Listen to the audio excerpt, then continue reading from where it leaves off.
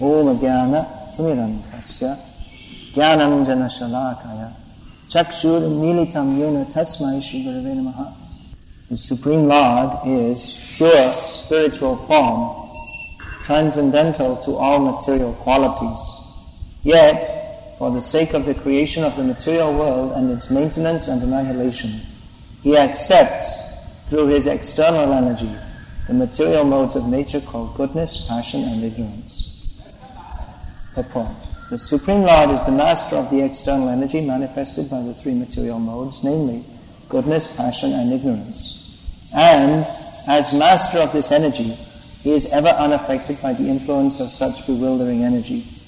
The living entities, the jivas, however, are affected by or susceptible to being influenced by such modes of material nature. That is the difference between the Lord and the living entities. The living entities are subjected by those qualities, although originally the living entities are qualitatively one with the Lord. In other words, the material modes of nature, being products of the energy of the Lord, are certainly connected with the Lord, but the connection is just like that between the master and the servants. The Supreme Lord is the controller of the material energy, whereas the living entities who are entangled in the material world are neither masters nor controllers. Rather, they become subordinate to or controlled by such energy. Factually, the Lord is eternally manifested by His internal potency or spiritual energy, just like the sun and its rays in the clear sky, but at times He creates the material energy, as the sun creates a cloud in the clear sky. As the sun is ever increasingly unaffected by a spot of cloud, so also the unlimited Lord is unaffected by the spot of material energy manifested at times in the unlimited span of the Lord's rays of Brahma Jyoti. Krishna is the Supreme Personality of Godhead. This is being repeatedly stated and demonstrated in the Srimad Bhagavatam.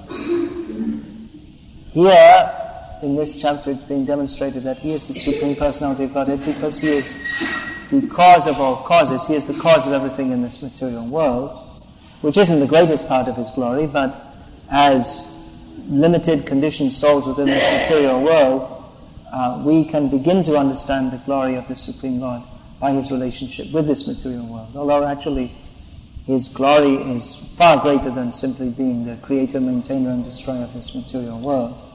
But having understood that, or having accepted that, then we can begin to understand His glories beyond His position in relationship to this material world, and understand His glory of being Vaikuntanath, the Lord of the spiritual world, or Golokanath.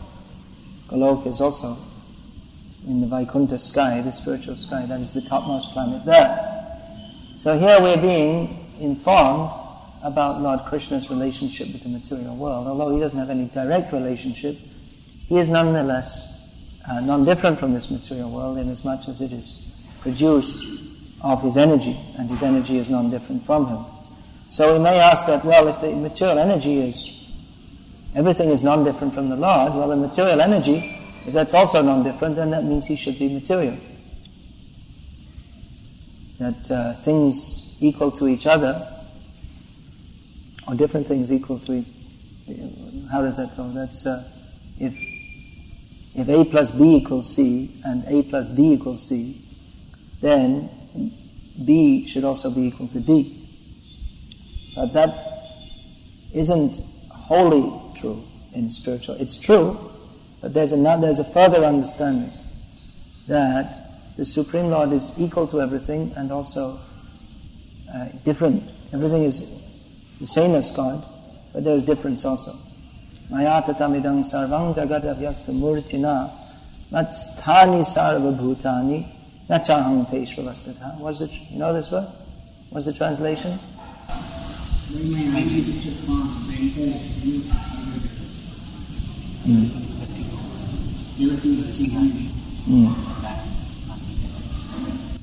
Everything is within me, everything, Krishna says, everything is within me, everything is manifested from me, everything is non-different from me. Still, I am different from it. Difference and non-difference.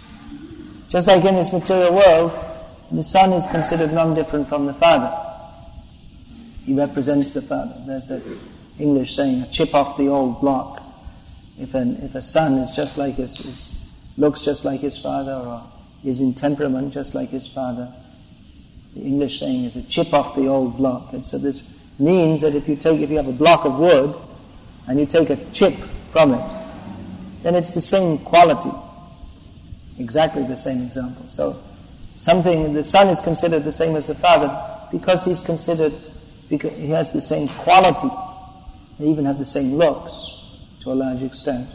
And he's supposed to represent or have the same interest as the father. Although nowadays we see it's often not true, but that's generally considered like that. So the father, in Vedic literature, the father is said to be non-different. The son is said to be non-different from the father. Therefore, if the father, when he dies, the son inherits his property. He also inherits his debts, if any. Therefore, a father who goes into debt, it's considered a very irresponsible thing to go into debt, because that becomes a burden to his family. So anyway, we see even within this material world that certain things they are different from and non-different from each other. The sun's rays, here the example is given, Prabhupada has given the example of the sun's rays, they are considered not different from the sunlight. Sometimes we say, the sun is in this room. Close the window, the sun is coming in. So it's understood that we don't mean that the sun planet has entered the room. The room would be burned if the sun planet entered the room. But we say, or in the Western countries they say, open the window, let the sun in. Because in the Western countries the sunshine is generally welcome.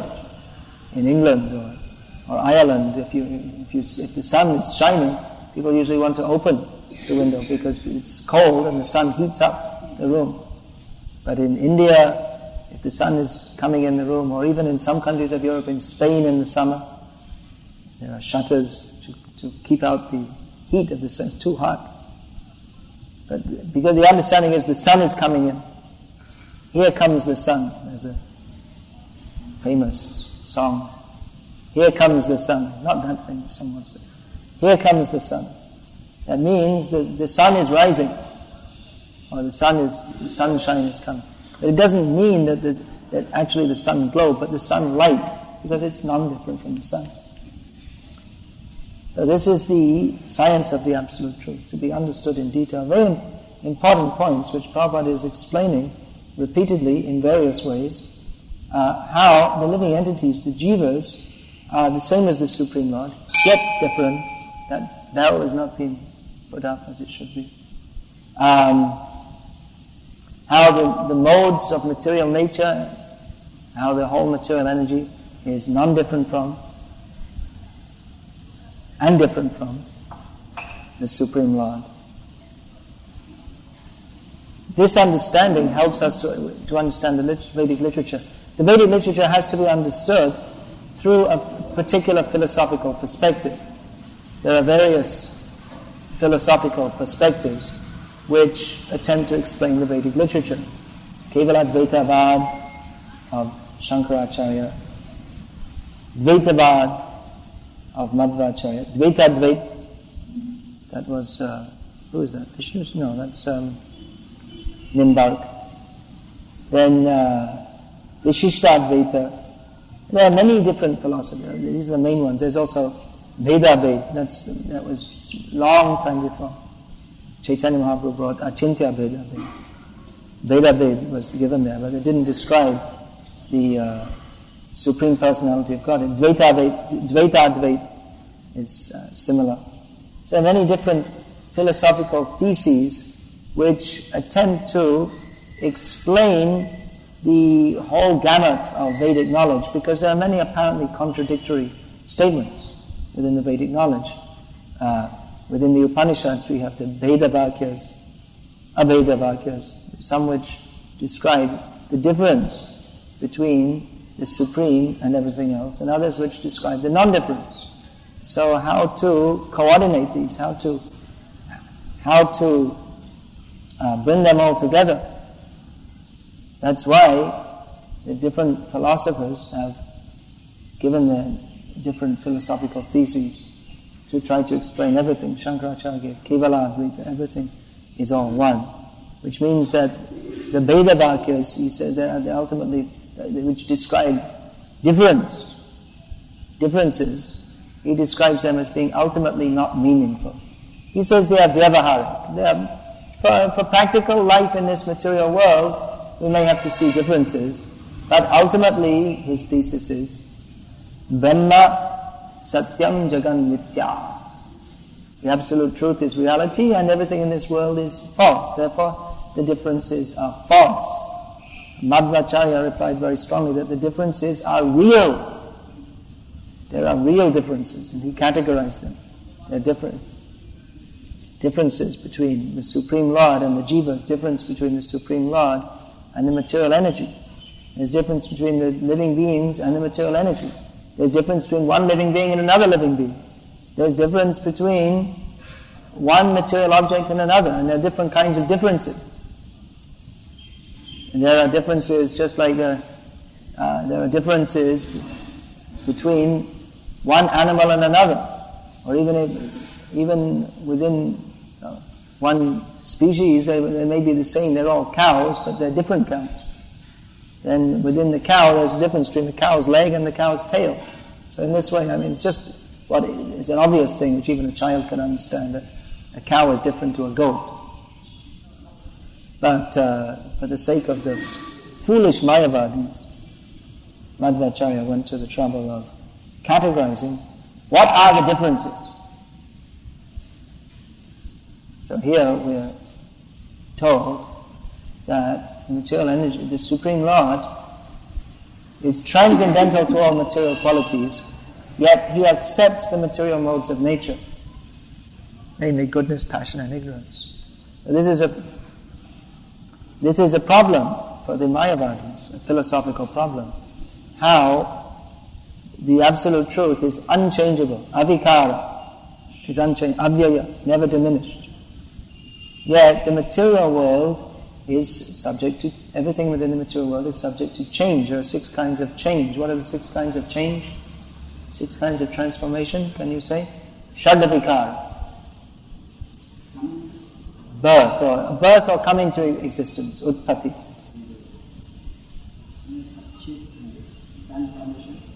That means change. What are the changes?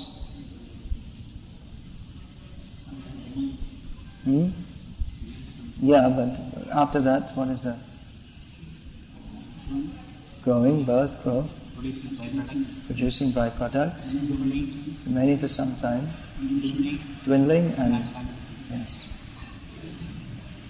So these are 6 kinds of change, although remaining for some time, that may be considered not a change, but it's a change in as much as it's different from the other stages. So these are 6 kinds of changes within the material world. But the absolute truth is described as avyaya, which means non-diminishing, or avikara, non-changing. So it's a problem it's a philosophical problem for students of the absolute truth, as studied in the Vedas. Now, how is it that everything is produced of the absolute truth? Jannadi asya yataha. Everything is produced of the absolute truth, and these are from the Vedanta Sutra, that Jannadi asya yataha. Then, Shakti, Shaktimakara, Vedaha, the energy and the energetic are non-different.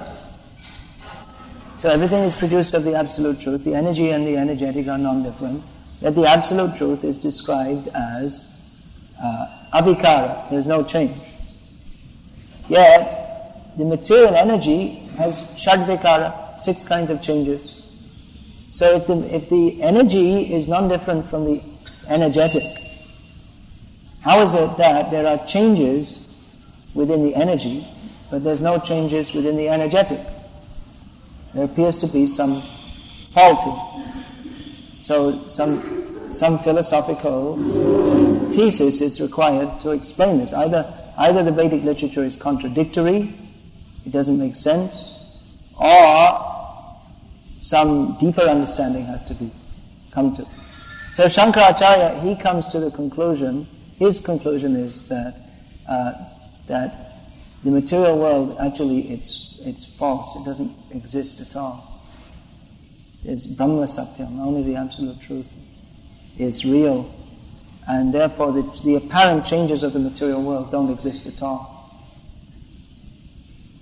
But then, Shakti, Shaktimatora Veda, then how does he explain that there is the Shaktimator, the Shaktimatam, Shaktiman? That means he has energy. There is energy. So if you simply explain that it doesn't exist, it's simply an illusion.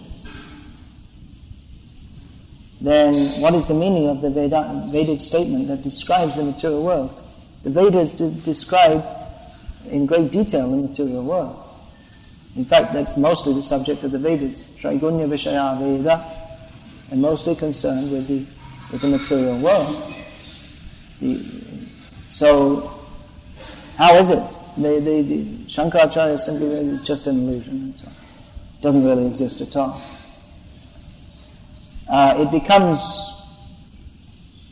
difficult for him to explain this. Therefore, he says that, well, actually Vyasa made some mistakes in his compilation of the Vedas. So then by saying this, he takes away all the credence of the Vedas. Then why study the Vedas? Why accept the Vedas at all? If you think Vyasa made a mistake, then because it's very difficult to explain the Mayavad theory according to the Vedic knowledge, because that's not actually what it's meant to describe. So he imposes his theory upon the Vedas, but then when it doesn't fit, he simply says, we don't accept this part of the Vedas. Vyasa made some mistake.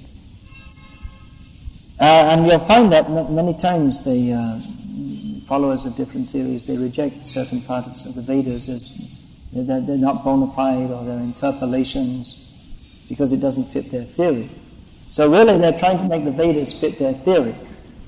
But the theory should explain the Vedic knowledge, not vice versa. Not that the Vedas should fit the theory, but the theory should fit the Vedas. So there are different understandings of the Absolute Truth. And actually the Vaishnava theses, they all correctly explain the Vedas. If we say Vishishtadvaitavad or Shuddha Dvaitadvaj, these all explain the Vedas, they all explain the Vedic knowledge, they're all accepted as being correct. Sometimes we're asked that, well, is Ramanuja's theory wrong? No, it's not wrong. But it doesn't explain, it's not wrong because it explains the actual point of the Vedic knowledge, that the Supreme Absolute Truth is Vishnu, and the living beings are his eternal servants. He is eternally supreme, we are eternally his parts and parcels. So it gives correct knowledge of the relationship between the Supreme Jiva, Jara, and Ishvara. That the Jiva has no permanent relationship with the material world. The Jiva is eternally the servant of the Supreme Personality of Godhead, who is eternally the master of the material energy and the Jivas. So they give all the Vaishnava theories propagated by the Vaishnava acharyas, they are correct. But Chaitanya Mahaprabhu's explanation, Achintya Veda Vedvad, or Tattva, that explains most correctly, or most thoroughly, that Chaitanya Mahaprabhu has given the understanding that everything is different from the Supreme Lord and non-different. Philosophically speaking, the non-difference is essential. If we're absolutely non-different from the Supreme Lord, then we don't have any relationship. Just like there's some theory of matter and antimatter. There is antimatter, according to some scientists. But antimatter means it's of an entirely different property. There's a theory that there may be so many parallel universes within the same space that we are existing with, and then there may be a train going through our heads at the moment of antimatter, but we have no awareness of it because it's an entirely different kind of, not exactly matter at all. So there's no relationship. There may be a train going through our heads, or a 100-watt speaker blasting out some sound right next to us, but we can't hear it at all because it's of a different energy. There are such theories. So that would mean that there are two kinds, different kinds of energies, but we have no relation, we have no cognizance of it because we have no relationship with it whatsoever. So if we are absolutely different from God, then we don't have any relation. Where's the question of relationship? So difference is there, but not exclusive difference, to the extent that there is no similarity whatsoever. There is non-different in quality. Therefore, there is possible to have some kind of relationship. Just like for instance, this is a rough example. For marriage, there is matching of charts. You have to see if they have something in common.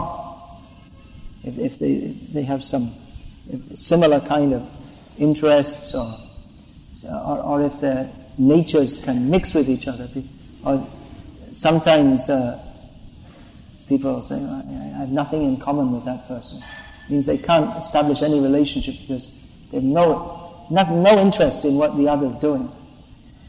So if you see that, well, the boy is religious-minded, the girl is religious-minded, the boy is not very much interested in making money, the girl is also not very much interested, all right, and they're similar, you can put them together.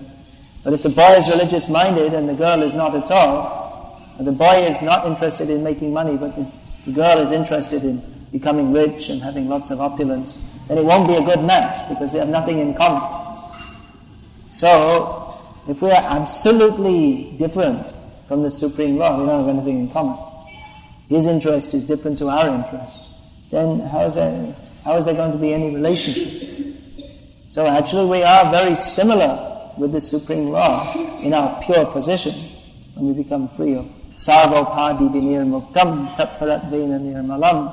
When we become free from all mundane interests and designations, then we develop our pure spiritual designation, or pure spiritual interest by rishikena rishikesha sevanam bhakti ruchite, by engaging in the service of the Supreme Lord, which is our actual interest. That is the actual interest of the living being. We take interest in what he is interested in. Our interest is subordinate to his interest. If we see, it's the winter, Krishna, he's not wearing a chadar, so we like to wear a chadar. We're feeling cold, so well, Krishna should also wear a chadar. Now it's getting cold, it's time for him to wear. Or if we see that Krishna is living in Vaikuntha, where everything is very clean and neat, and because we have the mood of service, we also like to keep clean and neat. Krishna dresses in a dhoti, so Krishna's servants in the spiritual world, they also dress like that. So we also prefer to dress like that, because that's Krishna, he likes that. We wear tilak because Krishna likes us to wear tilak. We dovetail our interest with the interest of the Supreme Lord. This is the mode of service, doing what he wants. So in that way there is oneness. So we cannot deny the oneness in interest, oneness in quality. But oneness in interest also means that recognition of the difference. Krishna's position is the Supreme Lord. So if we are actually to become one with him in interest, we have to recognize that. It's not possible to become one with him by becoming, I will also become the Supreme Lord. We cannot. But by becoming one in interest with him, we understand that he is the Supreme Lord, I am his servant. So there's a difference. So oneness and difference. Just like husband and wife. The wife is called Ardhangini. In English it's called the better half of the body. Husband and wife are considered the same, because their interest is supposed to be, everything they do together. They plan, they live together in the same house, they share the same income. The work of the husband, the fruits of the work of the husband, namely the paycheck, is shared with the wife and family. The wife, she keeps the home very neat and clean, and the husband shares in that. So they're one in interest. Together they look after the children. So one in interest, but it doesn't mean they're exactly the same person or have the same role. They have a different role to play, although they're one in interest. So the Supreme Lord is one with the material energy. Inasmuch it is produced from Him, He oversees it. Not a blade of grass moves without His allowing, without His sanction. He enters into the material energy as the super soul. Upadrashtangamam tacha. He is the witness of everything, and He allows things to go on. Bharta Bhokta Maheshwaraha. He is the husband or the master of the material energy. He is the enjoyer. Everything in the material energy is meant for His enjoyment. He is the supreme controller. Paramatma. He is the supreme living being within the universe. As the super soul. This is His relationship with the material energy. Krishna recommends in the Bhagavad-gita that the transcendentalist should cultivate being like a lotus leaf which is in the water but not affected by it. In other words, we're in the material energy but not to be affected by it. Krishna is the perfect example of that. Krishna is within the material energy but it doesn't touch Him. Just a few verses previously, I believe, in here. That Vilajjamana, what is that? Vilajjamana, where does that verse come? Vilajjamanaya yasya statam ikshapate muya vimohita vikathante mamaham iti dyodhiyaha. The illusory energy of the Lord cannot take precedence, being ashamed of her position. But those who are bewildered by her always talk nonsense, being absorbed in thoughts of it is mine, it is I, and it is mine. So the material energy, Krishna is within the material energy, but the material energy is a little remote from Krishna. Vilajjama, being somewhat ashamed of her position, that she has to do such an unfortunate service. She's like the shadow of the Supreme Lord. Chaya. That verse is there, Brahma Samhita. Shrishti Sthiti Chayeva Yasya Bhuvanani Vidbhati Durga Ichana Rupamapi Yasya Chacheshtate Sa Govindavadi Purusham Tamahamujam. Material energy operates like the shadow of the Supreme Lord in the matter of creation, maintenance and destruction. Just like the shadow is under His desire she acts. The shadow is non-different from the Supreme. The shadow energy is non-different from the Supreme Lord. Just like the shadow of a person is non-different. And as he moves, so as a person moves, so the shadow moves. So in the same way as Krishna gives direction, then the shadow material energy acts. So that's another example how the shadow is non-different. The shadow is non-different from the object of which it is a shadow. It is non-different inasmuch as it is produced of the shadow and resembles its form. At the same time, it's dependent upon the original form for its existence, and it is inferior in importance. So these are all examples. The more our faith increases. Faith, advancement is dependent upon faith. Shraddhavan jan hoy bhakti adhikari uttam madhyam kanishta shraddha anusare. Faith, Chaitanya Mahaprabhu said, the qualification to be a devotee of Krishna is that one should have faith in Krishna. And one is classified as a topmost devotee, middle level devotee, or neophyte devotee, according to the development of one's faith. And that is practically demonstrated also, that a topmost devotee, or one who has full faith that Krishna is the Supreme Personality of Godhead, will always act in such a way that is pleasing to Krishna. Whereas one who has less faith, or is less convinced that Krishna is the Supreme Personality of Godhead, will sometimes act, and they're devotees, so such a person is a devotee, so he will also act for the pleasure of Krishna, but not always, and not, even though he acts in Krishna consciousness, it's not with full conviction and not therefore with full devotion. So one's faith, one's activities, phalena parachiyate, how one acts. And therefore we have, in the morning we have this program of sadhana, hearing about Krishna, chanting about Krishna, hearing about Krishna, and to be convinced that Krishna is the Supreme Personality of Godhead, and that will reflect in our actions throughout the day. Hare Krishna. Is there any question? Sometimes it is said that